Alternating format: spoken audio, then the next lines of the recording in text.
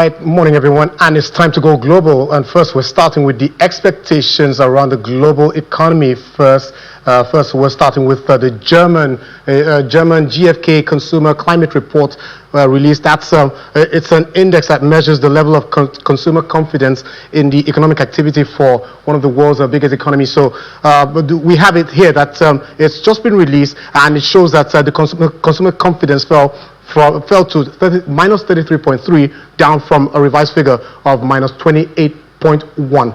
So that's it for the German GfK Consumer Climate Report. And for tomorrow, Tuesday, it's going to be for what we'll call a super week, because we're having four central banks, the world's biggest central banks, are meeting today, starting first with the Bank of Japan, the BOJ, which is expected to have a wait-and-see approach towards its interest rate decision, and is expected to keep its interest rate unchanged at 0.75% tomorrow. The bank will also release its quarterly outlook report, where inflation is expected to be revised higher, while growth lower due to the US-Iran war, or conflict, as you may call it, which has really had lots of effects around the global economy across all areas of life.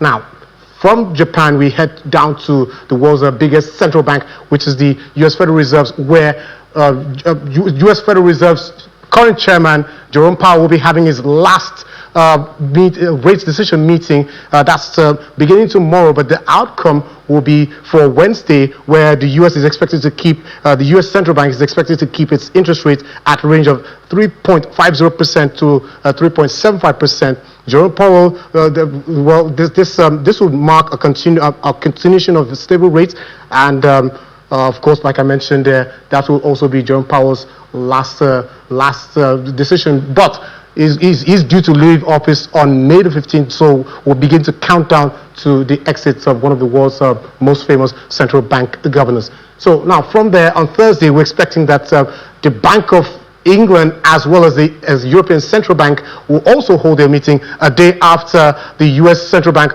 and 2 days after the BOJ hold their own interest rate meeting. So for the US, for the BOE, the rate is expected to be kept at 3.75%, while the ECB is expected to keep its rate unchanged at 2%.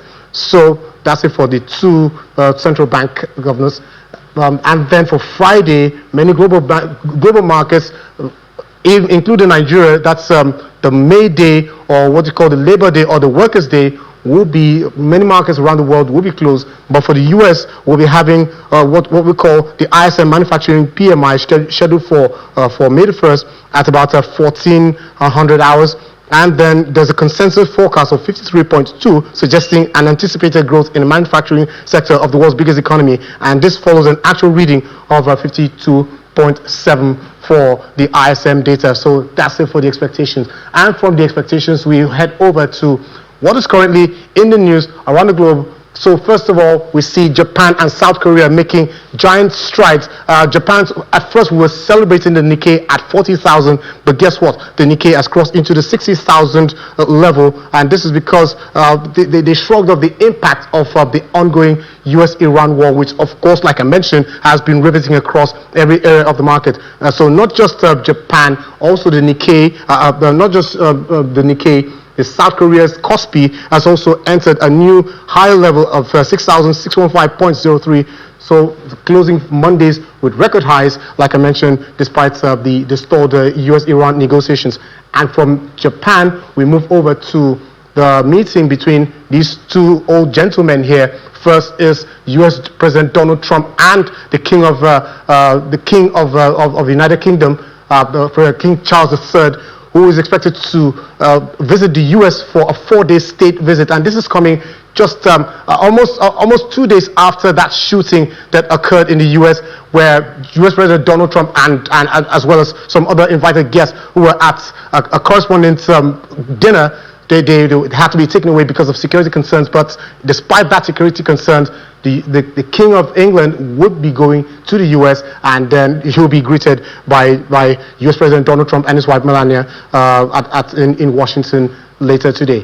Okay, so now let's talk about the the European, the Eurozone economy, we're expecting that the companies there are seeing higher selling, and this is due to the cost of the Iran war, which has crept into the cost of selling prices and inputs from many companies there, and it's also adding inflation concerns for the European Central Bank. Like we mentioned, the ECB will be meeting, and they'll be considering all of this, and also they will be having a wait-and-see approach for that. So firms are anticipating a 3.5% increase in selling price over the next 12 months, according to the ECB's most recent survey on for access to enterprises, and that's up from the 2.9% which was recorded in the last record.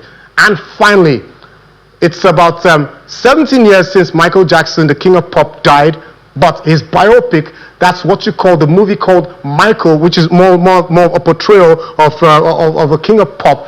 It is, for the very first time, it has shattered the box office record for a biopic opening, for a combined $270 million opening, and this is largely contributed by first of all, internationally, it took about $120.4 million internationally and $97 domestically, combining to surpass Oppenheimer's $180.4 million worldwide and the Bohemian Rhapsody's $124 million in 2018. So that's it for the global news and the global market expectations for Monday.